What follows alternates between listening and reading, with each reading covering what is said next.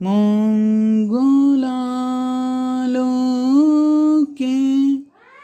বিরাজ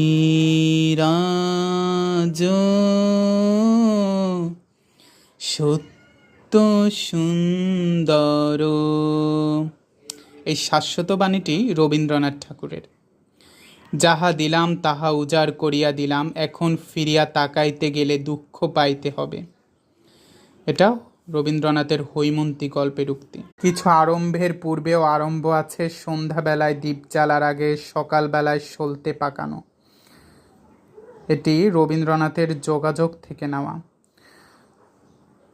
একটি ধানের শীষের উপর একটি শিশির বিন্দু, পংক্তিটির রচয়িতা রবীন্দ্রনাথ ঠাকুর। রবীন্দ্রনাথ ঠাকুর রচিত কৌতুক নাটক হচ্ছে বৈকুণ্ঠের খাতা।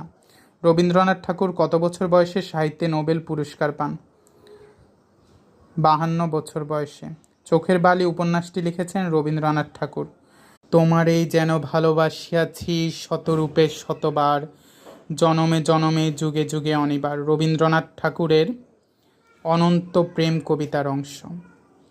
মা আমার ছুটি হয়েছে, আমি বাড়ি যাচ্ছি, কোন গল্পের উদ্ধৃতি? ছুটি গল্পের উদ্ধৃতি।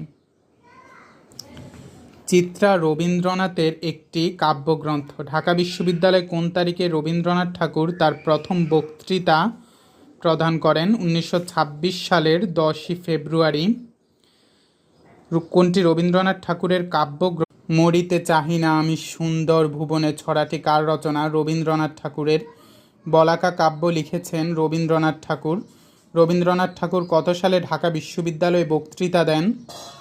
1926 সালে। জাপান যাত্রীর রচয়িতা রবীন্দ্রনাথ ঠাকুর। এ ধরার মাঝে তুলিয়া নিনাদ চাহিনে করিতে বাদ প্রতিবাদ। কোন কবির উক্তি? রবীন্দ্রনাথ ঠাকুরের। রবীন্দ্রনাথ ঠাকুরের গ্রন্থ কোনটি? কালান্তর। কোনটি উপন্যাস? শেষের কবিতা। কোন কাব্যগুলো রবীন্দ্রনাথ ঠাকুরের? মানসিক। যেতে নাহি দিব হাই, তবু যেতে দিতে হয়, তবু চলে যায়। এ চরণ দুইটি কোন কবির রচনা? রবীন্দ্রনাথ ঠাকুরের।